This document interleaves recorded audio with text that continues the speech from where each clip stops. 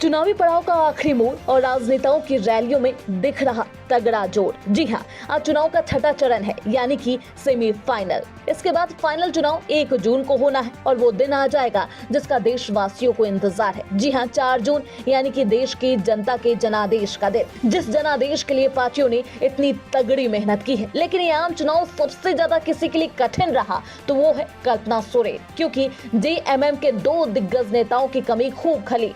लोकसभा आम चुनाव 2024, झारखंड की सबसे बड़ी नामधारी पार्टी झारखंड मुक्ति मोर्चा यानी कि जेएमएम के लिए किसी अग्नि परीक्षा से कम नहीं रही। लोकसभा आम चुनाव से ठीक पहले जमीन से जुड़े मामले में पार्टी के कार्यकारी अध्यक्ष हेमंत सोरेन को गिरफ्तार कर लिया गया और पार्टी के केंद्रीय अध्यक्ष शिबू सोरेन की बीमारियों की वजह से सक्रिय राजनीति और चुनावी सभाओं से दूरी रहने की मजबूरी भी दिखी।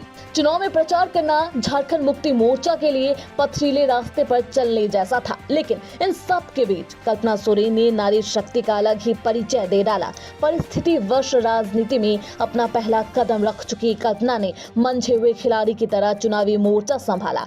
कल्पना सोरेन ने जिस तरह हुंकार भरा, इस संकट में बड़े बड़े दिग्गज नेता नहीं कर पाते। हुंकार भरते हुए एक बार फिर कल्पना सोरेन ने बीजेपी पर हमला बोला और अपने पति और पूर्व सीएम हेमंत सोरेन के कामों को याद करवाया। आप लोगों को बरगलाने के लिए बीजेपी के लोग ढेर सारे आएंगे और आकर के आपको ये बताएंगे कि यहाँ का जो हम लोग पेंशन दे रहे हैं वो केंद्र सरकार दे रही है, लेकिन मैं आपको बताना चाहती हूँ कि झारखंड में अगर पेंशन दे रहे हैं, सर्वजन पेंशन मिल रहा है, तो आपके पूर्व मुख्यमंत्री हेमंत बाबू के द्वारा ये लाया गया है और ये पेंशन 36 लाख लोगों को मिला है। और यहाँ पे हमारा जो पैसा था झारखंड में, बीजेपी वालों ने ये किया कि उसका पैसा, हमारे झारखंड को जो पैसा मिलना था वो पैसा उन्होंने अपने बीजेपी राज्यों में भेज दिया, वहां पे झारखंड का हिस्सा खत्म कर दिया।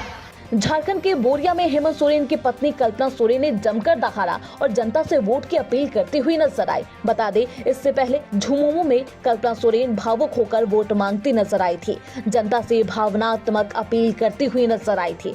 कल्पना सोरेन ने संथाली आदिवासी महिलाओं व लोगों से कहा कि आपका बेटा भाई हेमंत सोरेन जेल में है, आपका वोट ही हेमंत सोरेन के जेल की ताले की चाबी है। तो इस चुनावी माहौल में कल्पना सोरेन के हर रूप को झारखंड की जनता ने देखा है, जनता उससे रूबरू हुई है। कल्पना के दहाड़ते रूप को देखा है, ललकारते रूप को देखा है, भावनात्मक रूप को देखा है। अब देखना अहम होगा कि कल्पना सोरेन के इन रूपों का जनता पर क्या कुछ असर होता है। बताते चले कि आज यानी कि 25 मई को गिरिडीह व धनबाद में चुनाव है। जनता अपने मताधिकार का प्रयोग कर रही है। Bureau report, TV7 Bharat.